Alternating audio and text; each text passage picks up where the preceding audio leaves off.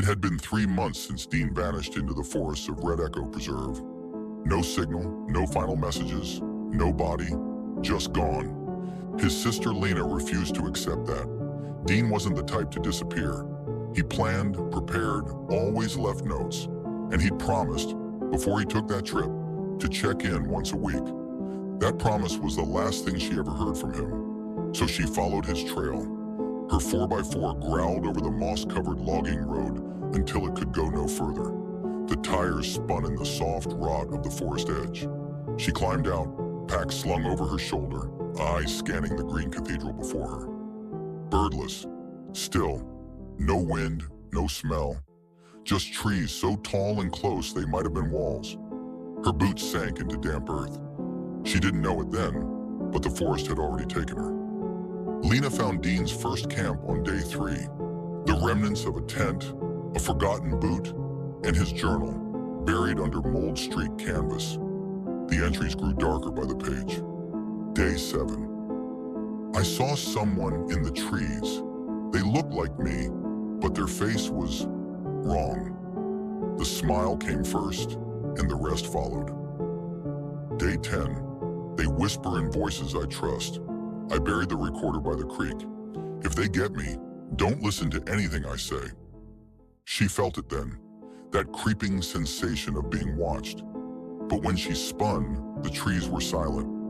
On day 5, she found the creek. Buried beneath a pile of stones, just as Dean described, was a battered recorder. She pressed play. They steal skin, memory, voices. They're old, older than names. They wear us. If you see me, it's not me. Not anymore. The voice faltered, cracking under its own weight. Lena, if you're listening, I held on as long as I could.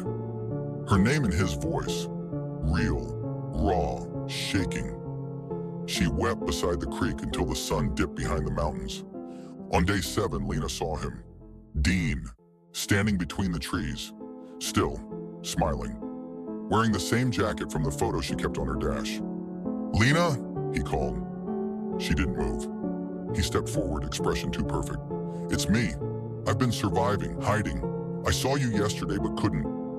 You called me Lenny, she said. Dean never did. The smile twitched, then peeled into something else, wider, unhinged. Its arms hung too low, its eyes dimmed. It turned and walked backward into the trees, movements jerky like a puppet dropped mid-performance. The next night, the forest surrounded her, knocking on every side of the tent. Voices. Come out. We're cold. It's safe now. Some wore Dean's voice. Others wore her own. She lay still, knife in one hand, recorder in the other, whispering to herself, That's not Dean. That's not Dean. That's not me. By dawn, the voices were gone, but they left footprints, bare, human, circling her tent in impossible patterns. On day 10, she found the ranger station. It leaned sideways, swallowed by ivy and rot. Inside, maps with red X's, notebooks full of sketches, humanoid shapes with stretched faces, bent limbs and hollow mouths, and beneath the floorboards, bones. Dozens, not scattered, arranged. Some were carved, others cracked open. All bore deep scratches, like they'd been scraped clean. She found Dean's final journal there, stuffed inside a rusted metal box. The last page read, I found the source. There's a hollow beneath the pine ring. Something lives in it. Something old. I'm going down. The page was dated 2 days before he vanished. Lena hiked toward the pine ring the next morning. It took hours. The terrain grew twisted, the ground wrong beneath her feet, soft like it pulsed, breathed. Pines grew in a perfect circle atop a hill, their trunks blackened as if fire-kissed, though nothing burned. In the center, a sinkhole, a vertical shaft maybe 20 feet wide, lined with thick roots and pitch dark below. She tied a rope, fixed a harness, lit her headlamp, and descended. The pit swallowed light. The deeper she went, the colder it became. Breaths froze midair, her fingers numb through her gloves. But she didn't stop, not until her boots hit solid ground. She stood in a chamber shaped by nature and nightmare. Carvings marked every surface. Tribal, ancient, but wrong. Spirals that made her dizzy. Symbols that vanished if she looked too long. At the far wall, something moved. She stepped closer. Shapes, hanging, like shed skins. And in the center, curled in a fetal position, was a body. Thin, alive, and real. "Dean," she whispered. His eyes opened. They were still his. He didn't speak, just stared, barely breathing. A tether of roots fed into his arms, his back, his neck. They'd plugged him in. "Dean, I'm getting you out!" She drew her knife and began slicing the roots one by one. They bled black sap, the chamber trembling with each cut.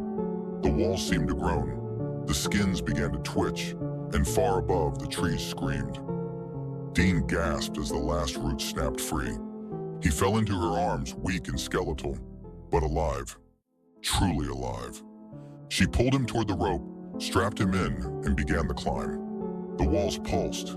Shapes gathered at the edges of the dark, limbs too long, faces stretched into grotesque masks of mockery. One wore her face. Another wore her mother's.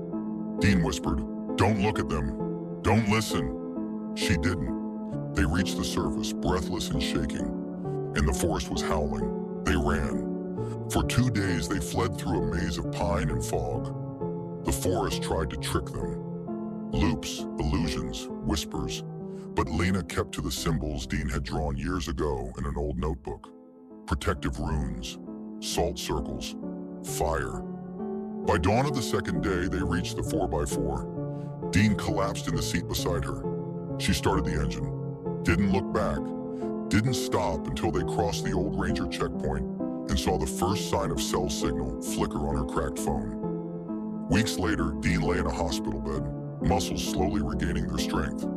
Doctors didn't understand it. No one did. They found root scars in his spine, black fluid in his lungs, malnutrition, trauma, but he was alive. Really alive. And Lena never left his side. They never spoke about the woods again. But sometimes at night, Dean would reach up and touch the back of his neck, searching for roots that weren't there. And sometimes Lena would dream of pine trees, screaming, but they made it out, together. And whatever wore their faces was still buried under the earth, waiting.